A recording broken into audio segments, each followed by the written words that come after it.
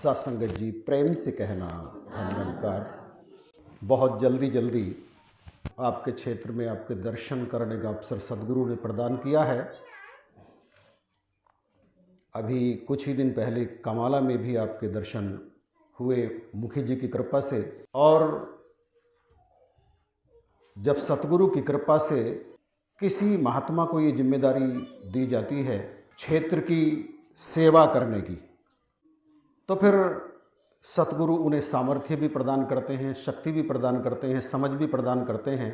और उनके साथ साथ कुछ ऐसे और ब्रह्मज्ञानी महात्माओं को भी जोड़ देते हैं जो उनका सहयोग करते हैं। और इस तरह से ये ज्ञान के प्रचार का सिलसिला आरंभ हो जाता है, चलता रहता है। इस कड़ी में हमारे परम पूज्य भाई साहब रामकरण सिंह जी और भी कई महात्मा आप सबके जीवन में खुशियां लाने के लिए लगातार ये प्रयास कर रहे हैं। यहाँ माइक से तो जो भी बोला जाता है वो सतगुरु ही बोलते हैं। कोई स्टेज से खड़ा होकर के या गुरु गद्दी पर आसीन होकर के यदि ये सोचे कि मैं बोल रहा हूँ तो फिर ये उसकी सबसे बड़ी गलतफहमी होती है। क्योंकि हमने कई स्थानों पर ऐसे सीन देखे हैं कि बोलने वाले के मुख से शब्द भी नहीं निकल पाता, और जब बोलते बोलते वो लंबी फेंकनी आरंभ करता है तो फिर आवाज ही गले में बंद होती हमने देखी है। अंदर से निकलता ही नहीं, कोई शब्द बंद हो जाता है।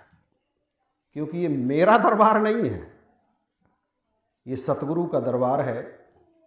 यहां सच की बात की जाती है, सच की बात। सच जिसे चाहे अल्लाह कहें, राम कहें, रहीम कहें, खुदा कहें, गॉड कहें, वाहेगुरु कहें, यहोवा कहें, या फिर आप अपनी मर्जी से भी कोई नाम रख लें। निरंकारी मिशन इसे निराकार कहता है। और निरंकारी मिशन इसे निराकार इसलिए कहता है क्योंकि ये आकार विहीन है, इसका कोई आकार नहीं है। पंजाबी में इसे निरंकार कहते हैं, दोनों का मतलब एक ही है, निराकार, निरंकार। ये संत निरंकारी मिशन जिसकी संत सभा में इस समय आप सब बैठे हैं, इस ज्ञान को जब सतगुरु की कृपा से प्राप्त कर लेते हैं तो फिर निरंकारी कहे जाते हैं। निरंकार को जानने वाले को निरंकारी कहा जाता है। और जो इसे जान लेते हैं तो फिर वो जो निरंकारी मिशन की थ्योरीज हैं, उसूल हैं, सिद्धांत हैं, उन्हें भली भांति जान लेते हैं कि निरंकारी मिशन अलग से कोई संस्था नहीं है। और निरंकारी मिशन ना ही किसी विशेष धर्म के प्रचार के लिए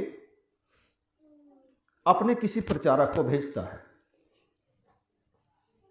निरंकारी मिशन में तो वही बात कही जाती है कि अव्वल अल्लाह नूर उपाया कुदरत के सब बंदे, एक नूर थे सब जग उपजिया, कौन भले कौन मंदे। कल भी दास इस बारे में बात कर रहा था कि जन्म से कोई मुसलमान नहीं होता, ना ही जन्म से कोई सिख होता है, ना ही ईसाई होता है, और ना ही हिंदू होता है। इनको बनने के लिए तो सिर्फ इतना करना पड़ता है कि आप उस धर्म को मानने वाले घर में जन्म ले लो। हिंदू के घर में जन्म ले लिए तो जन्मजात हिंदू बन गए, मुसलमान के घर में जन्म ले लिया जन्मजात मुसलमान बन गए, सिख घर में जन्म ले लिया सिख बन गए, ईसाइयों के यहां पैदा हो गए ईसाई बन गए।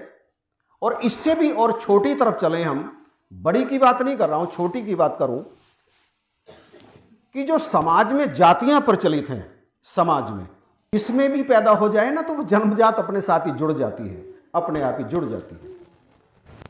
संत निरंकारी मिशन इससे ऊपर की बात करता है। अव्वल अल्लाह नूर उपाया कुदरत के सब बंदे, यहां सबके लिए कहा है, ना हिंदू के लिए कहा, ना सिख के लिए कहा, ना ईसाई के लिए कहा, किसी के लिए स्पेशली नहीं कहा। और ये लाइन संत निरंकारी मिशन की है ही नहीं, इस्लाम की रूह से आवाज आती है, कुदरत के ये सब।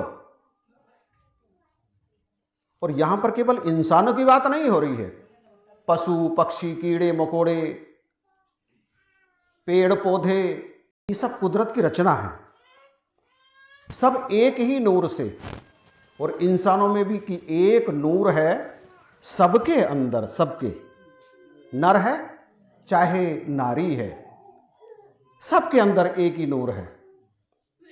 तो यहां संत निरंकारी मिशन की जहां तक बात है, तो संत निरंकारी मिशन में आने के बाद कभी भी किसी के धर्म के बारे में बात की ही नहीं जाती, ना ही जाति की बात की जाती है। आप किस जाति से आए हैं, किस धर्म से आए हैं, यहां इन शब्दों का कोई मतलब ही नहीं है। और यहां इन शब्दों का मतलब इसलिए नहीं है क्योंकि परमात्मा की कोई जाति नहीं है, परमात्मा का कोई धर्म नहीं है। एको ब्रह्म दूसरो नास्ति, परमात्मा तो एक ही है, दूसरा है ही नहीं। संत निरंकारी मिशन कहता है कि आप चाहे जो काम करो, कोई आपत्ति नहीं है, जो चाहे करते चले जाओ। खेती कर रहे हैं खेती करें, टीचिंग कर रहे हैं, नौकरी कर रहे हैं, सर्विस या बिजनेस कर रहे हैं, आप करते चले जाइए। और चाहे आप किसी भी धर्म को मान रहे हैं, आपकी चाहे जो भी पूजा पद्धतियां हैं, मुबारक हैं आपको। और अंत में कहता है कि जिस देवी देवता को आप पूजते हैं, अच्छी बात है, जिस धर्म में आप मौजूद हैं, अच्छी बात है, जिस भी धर्म ग्रंथ को आप पढ़ते हैं, बहुत अच्छी बात है,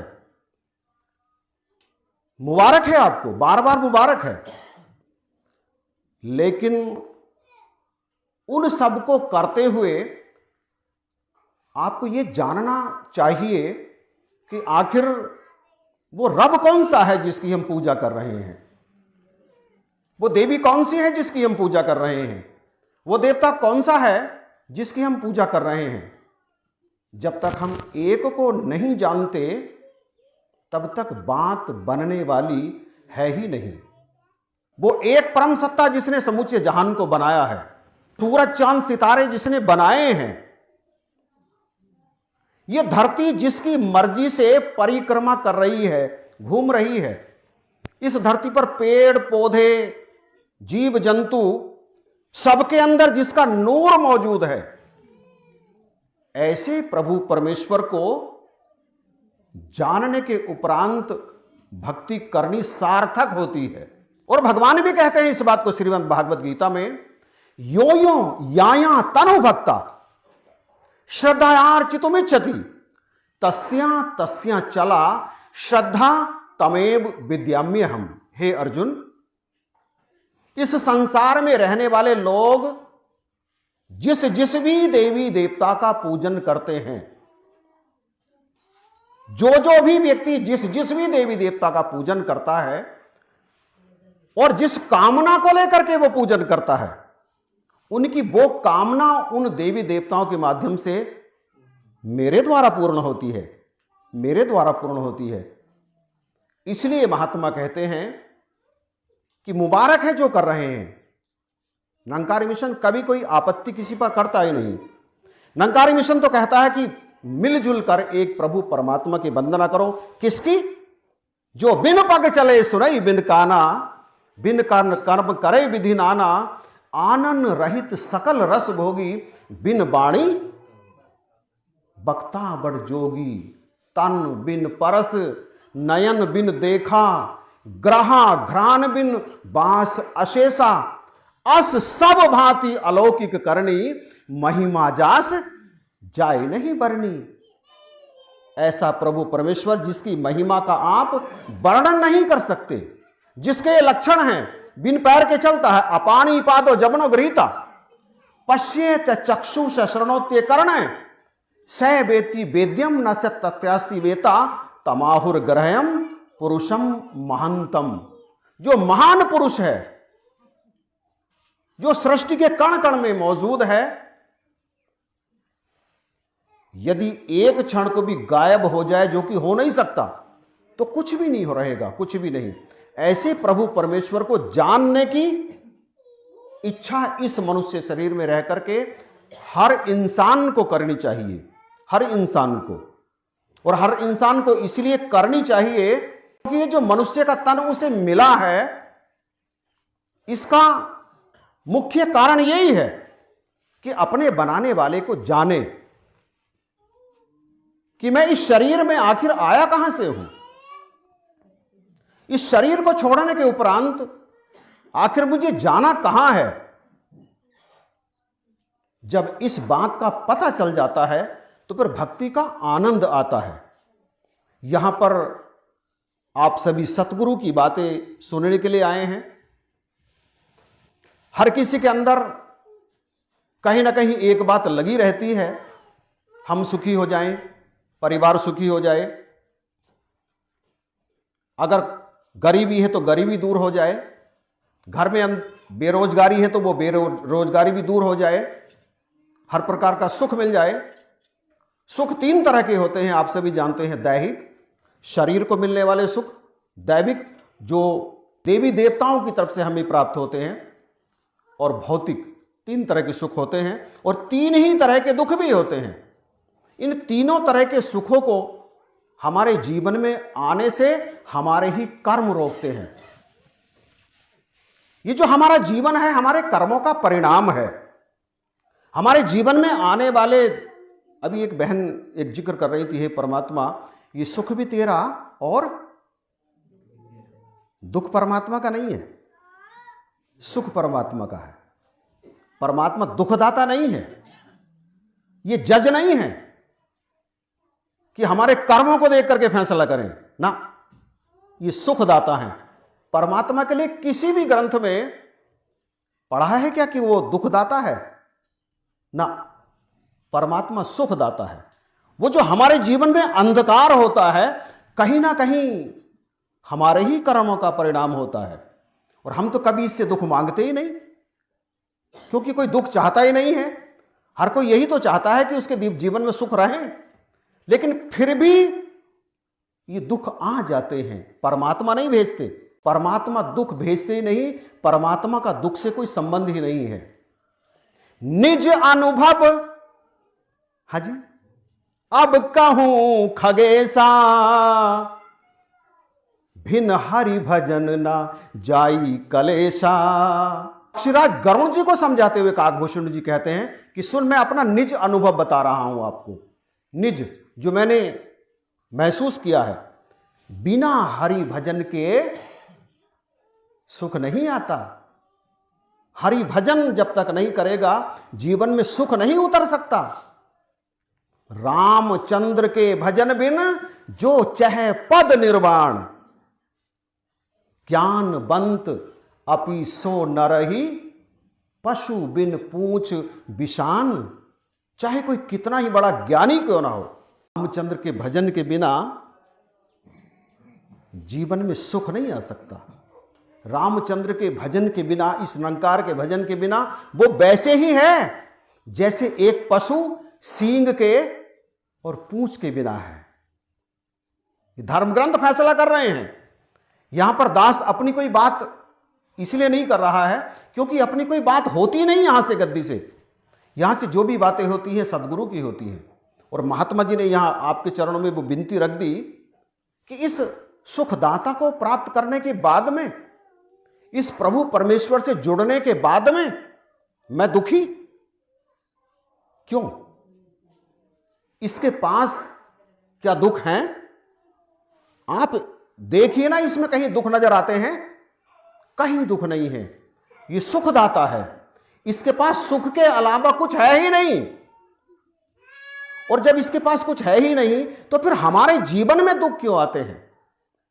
इस ब्रह्म से जुड़ने के बाद, इससे मिलने के बाद आखिर हम क्यों दुखी रहते हैं? प्यारी सत्संगत, हमें अपने दोष नजर नहीं आते। दोष दूसरों के ही नजर आते हैं, ये इंसान की फितरत है। उसे अपनी अच्छाइयां नजर आती हैं और दूसरों की बुराइयां नजर आती हैं। जिस दिन हम अपने आप को टटोलना आरंभ कर देते हैं, अपने अंदर ढूंढने लगते हैं कहां है मेरे अंदर कमी, तो फिर वो कमी जब नजर आने लगती है तो उस कमी को निकालने का प्रयास हम ही करते हैं।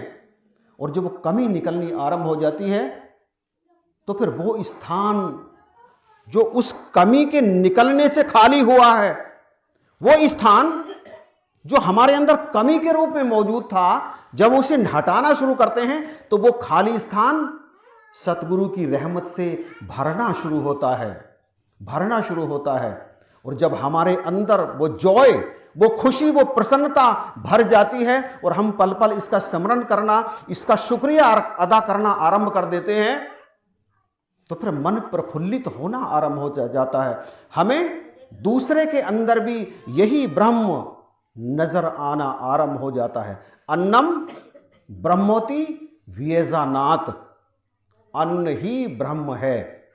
जलम ब्रह्मोति व्येजानात्, जल ही ब्रह्म है। अग्नि ब्रह्मोति व्येजानात्, ये बात उपनिषद से आपके चरणों में आ रही है। अग्नि भी ब्रह्म है, वृक्ष भी ब्रह्म है, आप भी ब्रह्म हैं, आप भी ब्रह्म हैं। यहां संसार में दो चीज हैं, ब्रह्म और ब्रह्म की माया। ब्रह्म और ब्रह्म की माया। जब इस शरीर का जीवात्मा माया के चक्रव्यूह में फंस जाता है तो फिर दूसरे के अंदर बुराइयां नजर आनी आरंभ होती हैं उसे। फिर से दोहराऊं इस बात को, ये शरीर जीवात्मा के कारण चलता है और ये जीवात्मा, जीवात्मा का मतलब होता है जीव का आत्म। जीव ये शरीर है, जीव के आत्म का मतलब होता है जीव का अहंकार, जीव की मैं, जीव की मैं, ये मेरा मकान, ये मेरी पत्नी, ये मेरा बेटा, ये मेरी नौकरी, ये मेरा धन, ये मेरा, ये जो मैं है इसे क्या कहते हैं? अहंकार कहते हैं जीव का। जब ये जीव का अहंकार, जीव का आत्म जब इस माया में फंस जाता है, यद्यपि फंसा हुआ है, आपके चरणों में ये बात इसलिए रखी जा रही है क्योंकि आप इससे निकल गए हैं। आपने जल के ऊपर की काई को हटा दिया है सतगुरु की कृपा से। आपने जल के ऊपर जो काई है उसे हटाया तो नीचे से क्या निकला? निर्मल जल। इस ब्रह्म में जो माया पर्दानसीन है, शराफा है, उसे सद्गुरु की कृपा से आपने हटाया तो निर्मल, निराकार, स्वच्छ ब्रह्म नजर आने लगा। और ब्रह्म जब नजर आया तो क्या कभी अपने अंदर सवाल हुआ? क्या कभी आपने आपसे कहा कि मैं भी इसके जैसा निर्मल हो जाऊं? कहा? एनालाइज करें, विचार करें। आप क्या अपने आप से कभी प्रश्न किया कि जैसा ये निर्मल है, इसे निर्मल इसलिए कहते हैं क्योंकि इसे मैल ही नहीं लगती, ये निर्मल है, मल से रहित। क्या कभी अपने अंदर बैठे हुए गंदगी को निकाल करके अपने आप को निर्मल बनाने की कोशिश की कि तन पवित्र सेवा की हो? तन, कभी सेवा का भाव मन में जागा? धन पवित्र कियो दान, क्या कभी किसी जरूरतमंद की मदद के लिए धन अर्पण किया? मन पवित्र हरि भजन से, क्या कभी बैठ करके निरंकार को अपने चारों तरफ महसूस किया?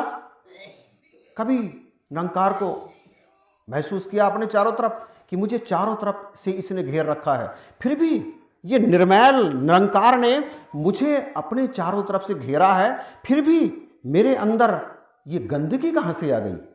कहां से आ गई? ये गंदगी माया में से आती है, माया में से। माया का पर्दा हटाना है। यद्यपि जग में रहकर जग के सारे कार्य और व्यवहार करो, सुत भगनी और रिश्ते नाते संग सभी के प्यार करो, पर मत भूलो तुम हृदय से असली कौन ठिकाना है। 4 दिवस इस जग में रहकर, कौन से जग में, कहां रह रहे हैं हम, यहां रह रहे हैं, यहां इस जग में रहकर, ये जग है, ये मेरा वजूद इससे है, लौट कहां को जाना है। ये शरीर तो कहीं नहीं जाता, शरीर थोड़ी जाता है मरने के बाद में, शरीर तो यहीं पड़ा रह जाता है। शमशान में ले जाते हैं, जल जल में मिल गया, मिट्टी मिट्टी में मिल गई, अग्नि अग्नि में मिल गई, आकाश आकाश में मिल गया, वायु वायु में मिल गया, मैं नहीं मिला, मैं मौजूद है। शरीर के मरने पर भी मेरा नाश नहीं होता, मैं सदा अजर अमर अविनाशी हूं, ईश्वर अंश जीव अविनाशी, जिसका कभी नाश नहीं होता। केवल वस्त्र बदलते हैं, मतलब शरीर बदलता है, मैं नहीं बदलता। इस शरीर से निकलने के बाद मैं औकात विहीन हो जाता हूं, मेरी औकात नहीं रहती इस शरीर से निकलने के बाद। जब तक शरीर है, मैं, ये मेरा घर, ये मेरा मकान, ये मेरा धन, ये दौलत, शरीर से निकलने के बाद कोई औकात नहीं रहती। फिर खोल की तलाश में रहता है, कहां जाऊं। कभी कुत्ते का खोल दिखाई देता है, कभी बिल्ली का खोल दिखाई देता है, कभी कीड़े का, गंदी नाली के कीड़े का खोल दिखाई देता है, नंकार पकड़ के जहां चाहे डाल देते हैं, और फिर ये लक 84 का चक्र चलता रहता है। महात्मा निवेदन करते हैं हाथ जोड़ करके कि अपनी कीमत तभी तक डाल सकता है जब तक इस शरीर में मौजूद है। शरीर से निकलने के बाद कुछ पता ही नहीं, कहां जाना है कुछ पता नहीं। इसलिए इस जीवन का मोल डालना बहुत जरूरी है। अव्यक्तादीनी भूतानी व्यक्त मध्यानि भारत, हे भारत, हे अर्जुन, इस शरीर में आने से पहले तेरा पता नहीं था कहां था, और इस शरीर को छोड़ने के बाद भी पता नहीं रहेगा कहां जाएगा। और तो और यह भी पता नहीं रहता कि तू था भी या नहीं था। जब तक इस शरीर में रहता है तब तक ही अपने आप को प्रकट कर पाते हैं हम, प्रकट कर पाते हैं हम जब तक इस शरीर में होते हैं।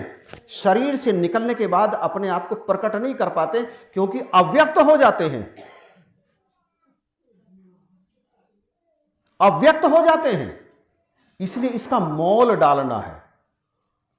अव्यक्त हो जाने का मतलब यह कदापि नहीं है कि समाप्त हो जाते हैं, क्योंकि वो तो सदा है, मैं तो सदा है। ये अजर अमर अविनाशी का अंश है, इसलिए स्वयं भी अजर अमर अविनाशी है। जीवात्मा का कभी नाश नहीं होता, ये अभेद होती है जीवात्मा का। ध्यान से सुनने की बात है, जीवात्मा का कभी नाश नहीं होता, ये अभेद होती है। ब्रह्म में ये अभेद हो जाती है।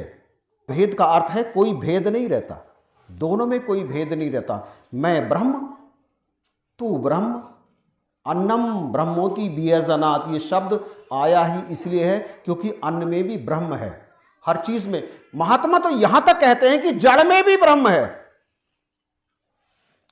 परमात्मा तो दीवार में भी है, सूखी लकड़ी में भी है, मिट्टी में भी है, हरि व्यापक सर्वत्र। सर्वत्र का मतलब ये नहीं है कि केवल सजीव में है, निर्जीव में भी है। हरि व्यापक सर्वत्र समाना, प्रेम से प्रकट हो ही मैं जाना। देश काल दिशि विदिशहु माही, कहो कहां जहां प्रभु नाही। कहां है? इस खंबे में नहीं है। प्रहलाद ने कहा इसी में भी है, अभी प्रकट करूं, और इसी में से प्रकट हो गया। हर जगह है, जड़ में, चेतन में, हर जगह परमात्मा मौजूद है।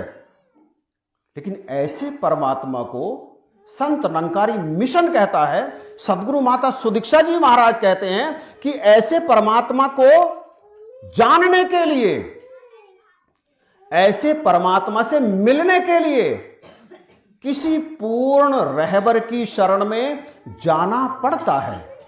किसी पूर्ण रहबर की शरण में जाना पड़ता है। सतगुरु वह जो राम मिला दे, किसी दुविधा में डाले ना। सतगुरु वह जो राम मिला दे, किसी दुविधा में डाले ना। वह है सतगुरु जो राम मिला दे, किसी दुविधा में नहीं डालता। नहा के आया है, पहले नहा के आ, फिर परमात्मा के दर्शन कराए जाएंगे। मांस मछली तो नहीं खाता, पहले छोड़ के आ, तब परमात्मा के दर्शन कराएंगे। पैंट कमीज पहनता है, धोती कुर्ता पहन के आ, तब परमात्मा के दर्शन ना।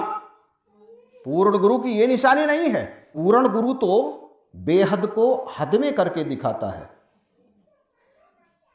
जो हद के गुरु हैं वो परमात्मा का दर्शन नहीं कराते कि कन्ना मन्ना कुर, तू मेरा चेला मैं तेरा गुरु, ला निकाल 51 रुपए। पूर्ण सतगुरु तो ऐसा करता ही नहीं है। पूर्ण सतगुरु वो है जो किसी के पाप नहीं देखता। श्रीमद् भागवत गीता कहती है, श्रीमद् भागवत गीता में भगवान कहते हैं कि चाहे कोई कितना ही बड़ा दुरात्मा हो, कितना ही बड़ा पापी हो, चाहे कितने ही उसने दुष्कृत्य किए हैं, यदि वो पूर्ण श्रद्धा से पूर्ण सतगुरु के चरणों में आकर के माफी मांग कर परमात्मा के दर्शन की जिज्ञासा प्रकट करता है, तो उसे दर्शन करा दिए जाते हैं। महात्मा तो यहां तक कहते हैं कि उस धोबी के धोबी होने से का फायदा ही क्या है, जो गंदे वस्त्र लाने वाले को यह कहे कि पहले धो के ला, फिर मैं तेरे वस्त्र धोऊंगा, उसे क्या आप धोबी कहेंगे? उस डॉक्टर को क्या आप डॉक्टर कहेंगे जिसके पास मरीज पहुंचे और वो मरीज से कहे पहले ठीक होकर के आ, फिर मैं तेरा इलाज करूंगा? उस टीचर को क्या आप टीचर कहेंगे जिसके पास एक अनपढ़ बच्चा पहुंचे और वो उससे कहे पहले जा अक्षर ज्ञान करके आ? गंगा कभी नहीं पूछती इस बात को उस नाले से कि तू गंदा क्यों है, पहले साफ होके आ तब मेरे अंदर मिलना ना। उसका काम गंदगी को अपने से मिला करके समाप्त कर देना है। और यही निशानी पूर्ण सद्गुरु की है। ऐसा साजन खोजिए हरि से जोड़े जोए, कबीर साहब कहते हैं, जो नर हरि से जोड़ दे सो ही सतगुरु होए। वो इंसान के रूप में है, नर के रूप में है, जो किसी भी जिज्ञासु को परमात्मा से जोड़ देता है। जोड़ना मतलब मिलाना, जोड़ने को मिलाना कहते हैं।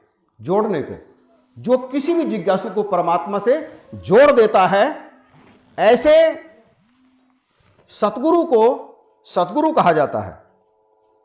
कृपा करो, बख्शिश करो सत्संगत। संत निरंकारी मिशन तो यही पैगाम देता है कि आप जो भी काम कर रहे हैं आपके लिए मुबारक है। आपकी जो भी पूजा पद्धति है वो आपको मुबारक है। सब कुछ आपको मुबारक है जो आप करते हैं। बस एक ही काम कर लीजिए कि आप जिसको ध्याते हैं, जिसको पूजते हैं, जिसको मानते हैं, पहले उसे जान तो लो कि वो परम शक्ति आखिर है कौन सी। भगवान कहते हैं जिसकी परमात्मा से मिलने की इच्छा होती है, जिसके अंदर परमात्मा से मिलने की आद है, जो चाहता है कि मैं परमात्मा के दर्शन करूं, वो लगातार प्रयत्न करते और अंततः मैं उसे उपलब्ध हो जाता हूं, मैं मौजूद हूं, क्योंकि परमात्मा हर पल हर क्षण हर स्थान पर मौजूद है। आप किसी बिना पढ़े लिखे व्यक्ति के पास चले जाइए जिसकी परमात्मा में श्रद्धा हो। नास्तिक की तो बात ही नहीं करता, वो तो मानते ही नहीं है। जो आस्तिक हैं, जिनके अंदर थोड़ी सी भी श्रद्धा है, जो किसी भी तरह से चाहे मूर्ति पूजते हो, चाहे कुछ भी करते हो, किसी भी तरह से उनके अंदर परमात्मा को पूजने की जिज्ञासा है, घर में करते हैं उस काम को, आप उनसे जाके पूछ लीजिए। चाहे किसी पढ़े लिखे से पूछिए, अनपढ़ से पूछिए, इंजीनियर से पूछिए, डॉक्टर से पूछिए, किसान से पूछिए, किसी से पूछिए, परमात्मा कहाँ है, कहाँ रहते हैं भगवान? सबसे एक ही जवाब मिलेगा, हर जगह है। परमात्मा तो हर जगह है। क्या इस मिशन में आकर ज्ञान लेने से पहले आप नहीं सोचते थे, आप नहीं जानते थे इस बात को कि परमात्मा तो हर जगह मौजूद है? जो हर जगह मौजूद है, हर क्षण मौजूद है, कभी भी अपसेंट नहीं होता, आखिर ऐसा परमात्मा नजर क्यों नहीं आता? इस माइक की आवाज जहां तक जा रही है, अपने आप से प्रश्न करें। मैं जिसको पूजता हूं, पूजते पूजते मुझे 20 साल हो गए, 30 साल हो गए, 40 साल हो, अरे मेरी तो उम्र ही निकल गई। क्या सिर्फ पूजने से बात बन जाएगी? क्या सिर्फ मानने से बात बन जाएगी? जानना जरूरी नहीं है? क्या जानना जरूरी नहीं है? जिसे हम पूजते हैं क्या उसे जानना जरूरी नहीं है? सत्संगत जानना जरूरी है। जब तक जानेंगे नहीं तो फिर मानेंगे कैसे? अगर बिना जाने मान लिया तो फिर उसे तो अंधभक्ति कहते हैं ना, कि करते चले जा रहे हैं, पता नहीं है किसके लिए कर रहे हैं। खुली आवाज है, अल्लाह से मिला सकते हैं, पीरो मुर्शद से दीदार करा सकते हैं। गलत कुछ भी नहीं है। मेरे इन बयानों में यही सब लिखा है, वेद ग्रंथों में और कुरानों में। परमात्मा अब्सेंट नहीं है, परमात्मा मौजूद है, लेकिन नजर उन्हीं को आता है जो सतगुरु के चरणों में जाकर के प्रार्थना करते हैं। कोई नियम नहीं है कि सतगुरु के चरणों में आने के बाद आप निरंकारी बनकर ही रह जाओ। आप सबसे भी ये विनती करी जा रही है, आपसे भी विनती करी जा रही है कि आप मिशन में आए हैं, परमात्मा को देखा है, आपको यदि लगे कि ये परमात्मा है ही नहीं, आप इनकार कर सकते हैं, प्रश्न कर सकते हैं, प्रश्न कर सकते हैं। वो जो लक्षण लिखे हैं ना, उससे तो ये मैच ही नहीं करता। बिन पग चले लिखा है, बिना पैरों के चल रहा है, चलता तो दिखता ही नहीं है। कैसे मानो? अपाणी पा दो, पैर तो है ही नहीं, परमात्मा के पैर नहीं होते। जबनो गृहीता, बिना जुबान के सब कुछ ग्रहण करता है। इसकी सारी करनी अलौकिक हैं। अलौकिक उसे कहते हैं जिसे साधारण इंसान इस लोक में रह करके नहीं कर सकता, जो असंभव कार्य होते हैं। बिन पग चले, वो पहले भी लाइन आप सबने सुनी है, दोहराने की आवश्यकता नहीं है, आप सब जानते हैं क्या है इनके लक्षण। ये अग्नि से जलता नहीं है, पानी से भीगता नहीं है, हवा से सूखता नहीं है, ये इसके लक्षण। आप मिलाइए ना इसे, और मिलाने के बाद इसको अपने सामने प्रकट करें, इससे बात करें, अपने मन की बात इससे करें। अभी महात्मा जो जिक्र कर रहे थे कि यहां आने के बाद में भी जीवन में तो सुख है ही नहीं, और जैसा कि दास के मुख से निकला पहले, ये सुख दाता है, दुख का इससे कोई संबंध ही नहीं है। ये सदा सुख की वर्षा करते हैं, दुख नहीं भेजते हमारे पास। वो कहीं ना कहीं हमारे ही अंदर की कमी है। बात जहां से शुरू हुई कि यदि अभी भी जीवन में वो लाइन है जिसे दुख की लाइन कहते हैं, तो वो छोटी क्यों नहीं हो रही है? पूर्ण से मिला हूं, सुखदाता से मिला हूं, फिर भी जीवन के दुख जा क्यों नहीं रहे हैं? तन से भी दुखी हूं, मन से भी दुखी हूं, धन की भी मेरे पास कमी है। आखिर ऐसा क्यों है? जबकि कहते हैं ये तो सारी कायनात का मालिक है, सारे धन इसके पास मौजूद हैं, फिर मेरी झोली में क्यों नहीं आते? कहीं ऐसा तो नहीं कि सत्संग में तो आते हैं और अपनी झोली को भर के लाते हैं, पहले से ही भर के लाते हैं। महात्मा कहते हैं जब सत्संग में जाओ ना, बीमार हो करके जाओ। विवेक शोक जी ने अपने विचारों में ये बात कही, बीमार होके आना, यहां पे बीमार होके आओगे तो इलाज मिलेगा। और पहले से ही सीना चौड़ा करके आएंगे ना, तो सीना सिकोड़ के जाना पड़ेगा। अपनी झोली को खाली करके लाना, झोली में अहंकार नहीं लाना। सत्संग में आते हुए झोली में अमीरी का अभिमान रख करके नहीं लाना, शरीर की ताकत का अहम अपनी झोली में रख करके नहीं लाना। गुरु दरबार में अपने विद्वान होने का, पढ़े लिखे होने का, ये सारी की सारी चीज उधर छोड़ करके आना। यहां तो बन करके आना याचक, दाता एक राम, भिखारी सारी दुनिया। इस एक को मानना है, एक को जानना है, और इसी से सब कुछ मांगना है। जीवन में एक दिन कमी है तो महात्माओं को अपने घर बुला करके उनकी सेवा किया करो। महात्मा कहते हैं तन पवित्र सेवा कियो। इस शरीर के रोग मिट जाते हैं जब महात्माओं की चरण धूल मेरे माथे पर लगती है, तो माथे की रेखाएं भी बदल जाती हैं। महात्मा कहते हैं कि यदि धन से दुखी हैं, जैसा कि अभी महात्मा यहां पे जिक्र कर रहे थे, मैं ये बात नहीं कहूंगा क्योंकि मैं कभी भी ये सत्संग में नहीं कहता कि आप खूब सारे पैसे यहां पे चढ़ाओ। कहीं ना कहीं किसी के अंदर ये बात आ सकती है, पता नहीं ये कहीं पैसे इकट्ठे करने के लिए तो सत्संग नहीं करते हैं। लेकिन यहां पे ये राज की बात आपके चरणों में रखूं, राज की बात। इसलिए कहा है क्योंकि ये बात संसार को सुनाने वाली नहीं है। निरंकारी, यहाँ कोई संसारी भी बैठे हैं तो उसे अन्यथा मत लेना, ये बात केवल निरंकारियों के लिए आ रही है कि यदि जीवन में धन इतना चाहिए ना कि सारे काम आपके ना रुके, यहां पे नमस्कार आप बिना सोचे करना, मुट्ठी बंद करके, मुट्ठी बंद करके।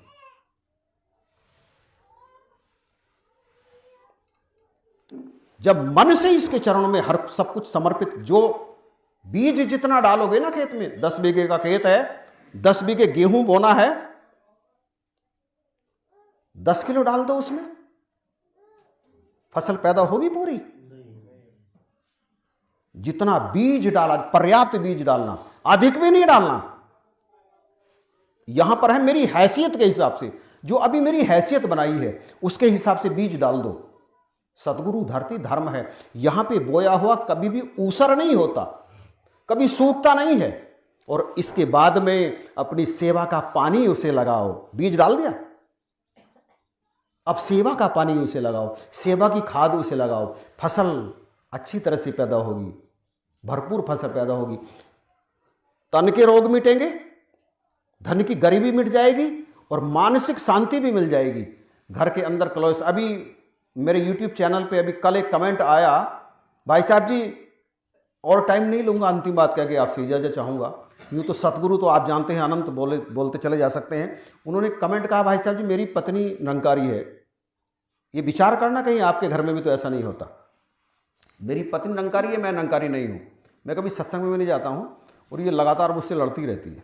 जहाँ लड़ाई होती है सुख नहीं आ सकता।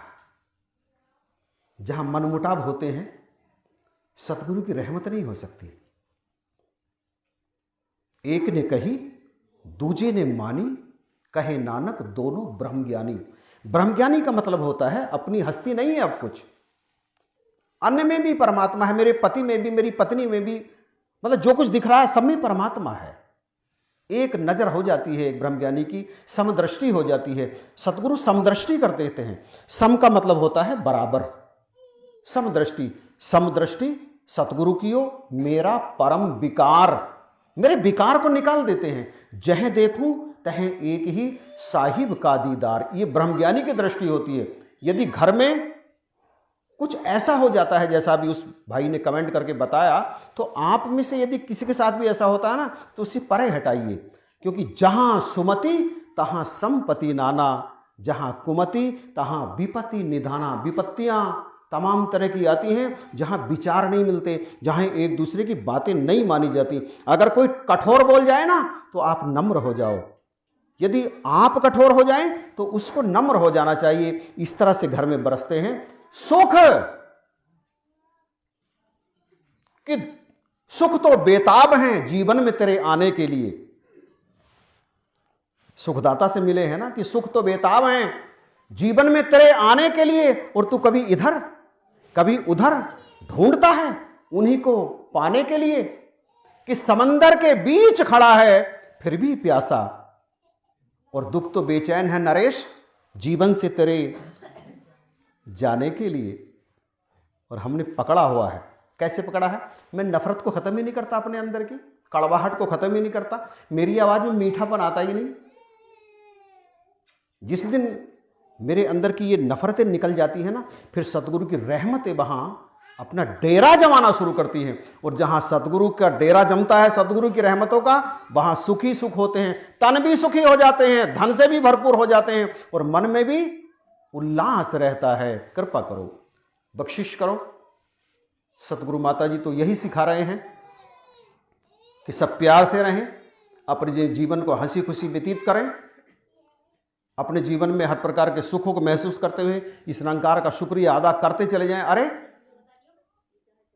इसने मनुष्य बना दिया, इससे बड़ी सौगात और क्या चाहिए?